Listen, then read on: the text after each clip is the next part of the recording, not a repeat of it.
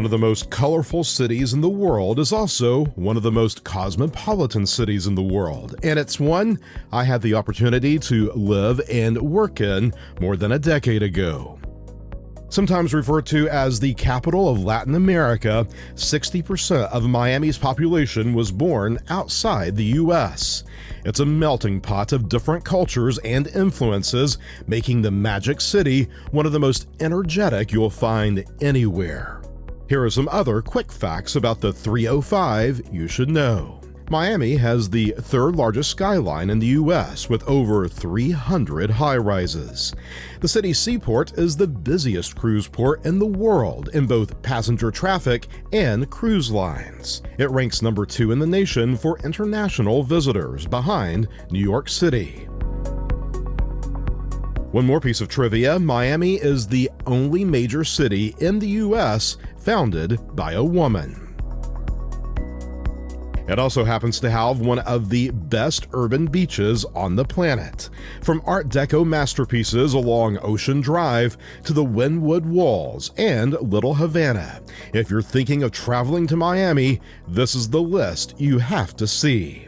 In this episode, we're running down the 10 best things to do in the greater Miami area. All of that and so much more straight ahead.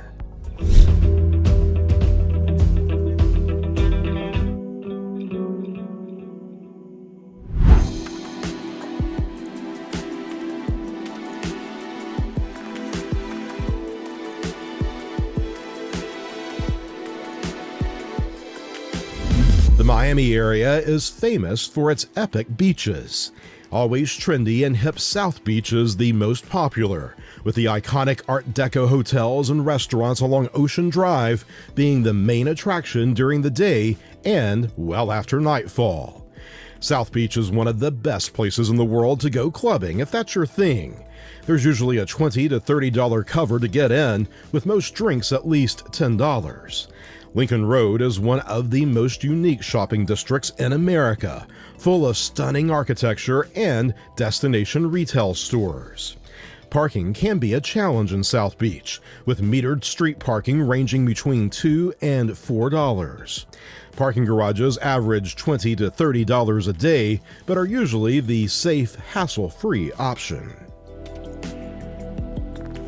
There are lots of pristine beaches all around Miami in addition to Sobe. Here are some we recommend you visit.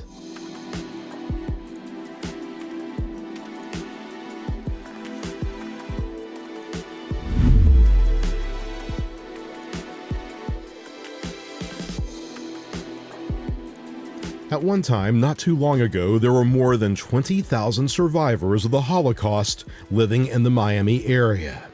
This memorial to the victims of the atrocity is meant to provoke your social consciousness and might just be one of the most gut-wrenching pieces of art you'll ever experience. The Holocaust Memorial is open 365 days a year from 10 a.m. until dusk.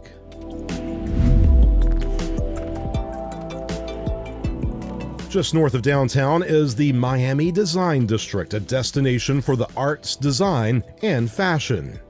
Neighboring to the south is artsy Wynwood, a former industrial area now known for the many murals that cover the walls of the buildings and sidewalks.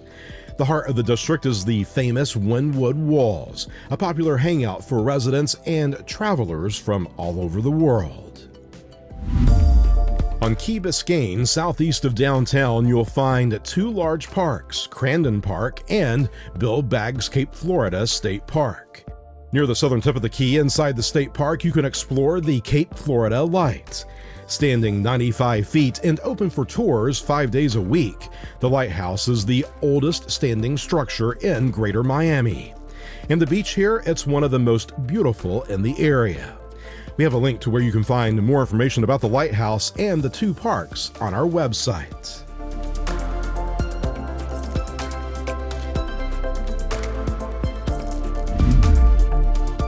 Coral Gables is one of the wealthiest neighborhoods in America. Laid out in the 1920s, it's home to tree-lined boulevards, opulent mansions, and some of the best shopping in South Florida. While you're here, take a dip in the Venetian pool, visit the Low Art Museum, and explore the lush Fairchild Tropical Botanic Garden. At the top of your must-do list should be taking a tour of Biscaya, a European-style mansion constructed by industrialist James Deering. The 10-acre formal gardens were designed to resemble France's Versailles. An adult ticket here will set you back $25.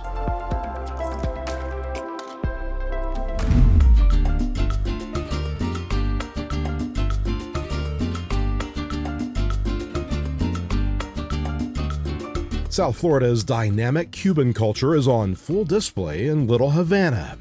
Calle Ocho is the go-to spot with Latin-inspired restaurants, bakeries, cigar shops, rum bars, and music venues.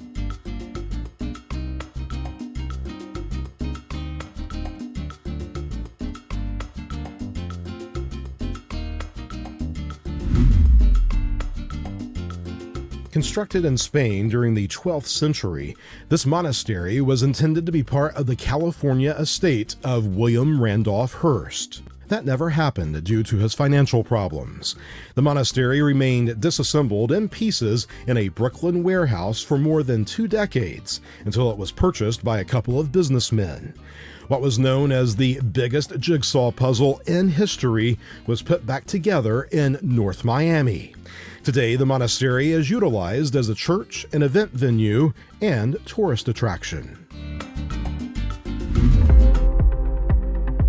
Fort Lauderdale is nicknamed the Venice of America, with companies offering gondola tours of the city's beautiful canals. The beaches here and the shopping along Los Olas Boulevard a lot more low-key than what you'll find in its larger and more glitzy neighbor just down to the south. 2 of our favorite eateries are in communities south of Fort Lauderdale. In Dania Beach, you'll find a blast from the past at Jackson's Ice Cream Parlor and Restaurant.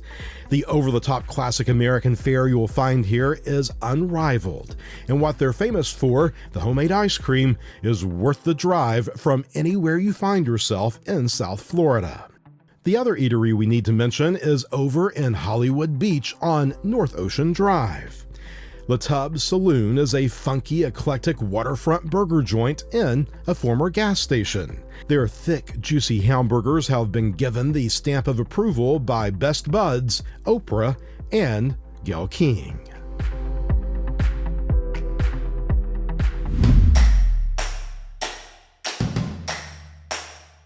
The Everglades is the largest wetland ecosystem in the U.S. and is home to many endangered species of animals, often referred to as the River of Grass because it's a slow-moving river filled with vegetation. The best way to explore this natural wonder is to take a ride on an airboat. One of the best air-conditioned things to do while in the Everglades is to stop by the flagship gallery of famous black and white nature photographer and conservationist Clyde Butcher. Surrounded by complete wilderness, the Big Cypress Gallery is open 7 days a week.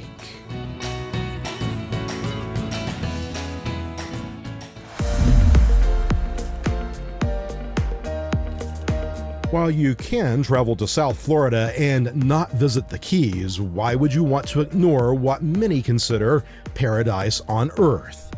The Keys are an excellent overnight trip from Miami and was a favorite weekend getaway when I lived there. Snorkel and swim at the John Pennekamp Coral Reef State Park. Soak up the sun at the nicest beach in the Keys, Bahia Honda State Park. Or take a ferry or seaplane to Dry Tortugas National Park, home to the 19th century Fort Jefferson. Of course, Key West is worthy of a vacation all on its own. From strolling down Duval Street to watching the epic sunsets at Mallory Square, you could easily spend a week in the southernmost city and only scratch the surface. Here are some tips on what we recommend you see and do in Key West.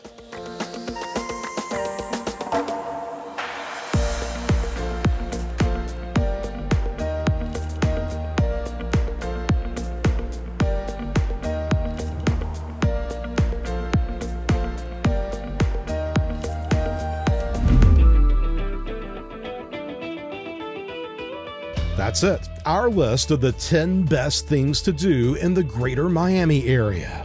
Let us know your thoughts by providing some feedback in the comments section. We always love hearing from you. Do you enjoy this type of content? We'd love to have you sign up for our newsletter, Gallivanter 75, where we provide quick tips and photos from some of our favorite places. Sign up now at our website, ChadGallivanter.com. It's free. As always, thank you for watching. From South Florida, see you next time.